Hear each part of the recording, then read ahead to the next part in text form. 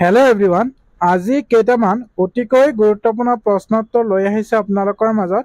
ভিডিঅ'টো স্কিপ নকৰাকৈ চাব, আপোনালোকৰ পৰীক্ষাৰ কাৰণে খুবেই সহায় হ'ব। আৰু আপোনালোক সকলোকে এটাই বিনম্ৰ অনুৰোধ, আপোনালোকে যদি ভিডিঅ'টো প্ৰথম চাই আছে তেতিয়াহ'লে পেজটো ফ'ল' কৰি ল'ব, লগতে ভিডিঅ' এটা শ্বেয়াৰ কৰি যাব। চ' আহক দেৰি নকৰি কি কুৱেশ্যন আছে আমি আলোচনা কৰোঁ। প্ৰথম কুৱেশ্যন আছে, ভাৰতৰ প্ৰথম ডাক টিকটৰ প্ৰচলন কেতিয়া হৈছিল? বহুত ইম্পৰ্টেণ্ট হয়, মনত ৰাখিব। উত্তৰ 1954 চনৰ 4 মে'ত হৈছিল, মনত ৰাখিব। ভাৰতৰ প্ৰথম STD সেৱা কেতিয়া প্ৰৱৰ্তন কৰা হয়? ভাৰতৰ প্ৰথম STD সেৱা কেতিয়া প্ৰৱৰ্তন কৰা হয়?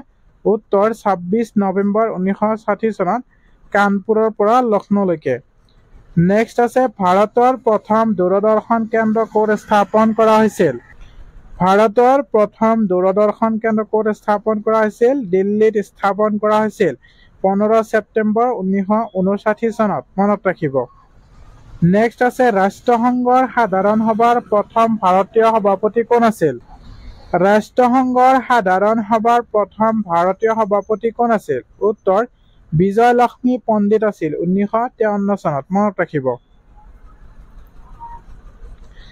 ভাৰতৰ প্ৰথম মহিলা স্নাতক কোন আছিল? ভাৰতৰ প্ৰথম মহিলা স্নাতক কোন আছিল? উত্তৰ কাদম্বিনী গাংগুলী আছিল আৰু চন্দ্ৰমুখী বসু আছিল, মনত ৰাখিব। কাদম্বিনী গাংগুলী বোস আৰু চন্দ্ৰমুখী বসু। নেক্সট আছে, ভাৰতৰ প্ৰথম মহিলা MA কোন আছিল? ভাৰতৰ প্ৰথম মহিলা MA কোন আছিল? উত্তৰ চন্দ্ৰমুখী বসু আছিল 1884 চনত, মনত ৰাখিব। ভাৰতৰ প্ৰথম মহিলা MA। ভাৰতৰ প্ৰথম মহিলা ভাৰত ৰত্ন বঁটা কোনে পাইছিল? বহুত ইম্পৰ্টেণ্ট হয়, মনত ৰাখিব, আহিব পাৰে। ভাৰতৰ প্ৰথম মহিলা ভাৰত ৰত্ন বঁটা কোনে পাইছিল? ইন্দিৰা গান্ধী 1972 চনত পাইছিল। নেক্সট আছে, ভাৰতৰ প্ৰথম মহিলা বাছ ড্ৰাইভাৰ কোন আছিল? এই কুৱেশ্যনটো আহিব পাৰে, মনত ৰাখিব। ভাৰতৰ প্ৰথম মহিলা বাছ ড্ৰাইভাৰ কোন আছিল? উত্তৰ M বসন্ত কুমাৰী 1993 তামিলনাডুৰ আছিল, মনত ৰাখিব। নেক্সট আছে, এভাৰেষ্ট শৃংগত একাধিকবাৰ আৰোহণ কৰা ভাৰতৰ প্ৰথম মহিলা কোন আছিল? মনত ৰাখিব, আহিব পাৰে এই কুৱেশ্যনটো, চ' মনত ৰাখিব। উত্তৰ সন্তোষী যাদৱ 1993।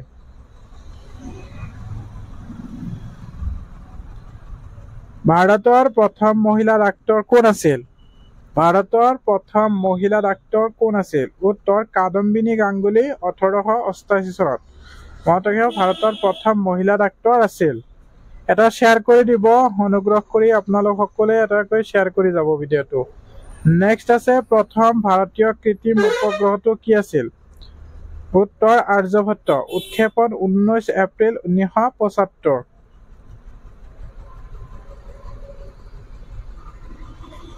চন্দ্ৰলৈ প্ৰেৰণ কৰা ভাৰতৰ প্ৰথম যান কি আছিল? মনত ৰাখিব, চন্দ্ৰলৈ প্ৰেৰণ কৰা ভাৰতৰ প্ৰথম যান কি আছিল?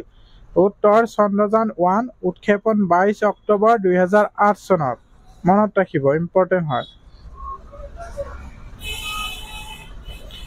নেক্সট আছে, মংগল গ্ৰহলৈ প্ৰেৰণ কৰা ভাৰতৰ প্ৰথম যান কি আছিল?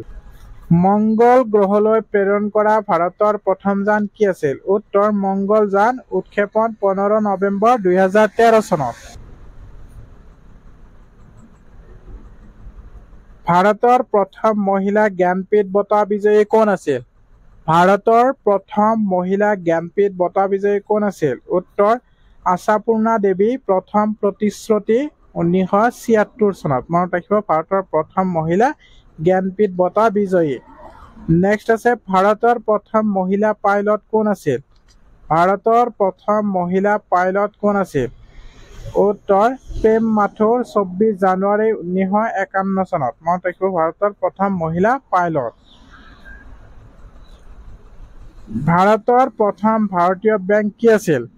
ভাৰতৰ প্ৰথম ভাৰতীয় বেংক কি আছিল? প্ৰত্যেকটো কুৱেশ্যনেই দৰকাৰী হয়, আপোনালোকে মনত ৰাখিবলৈ চেষ্টা কৰিব। উত্তৰ পঞ্জাৱ নেশ্যনেল বেংক 1894।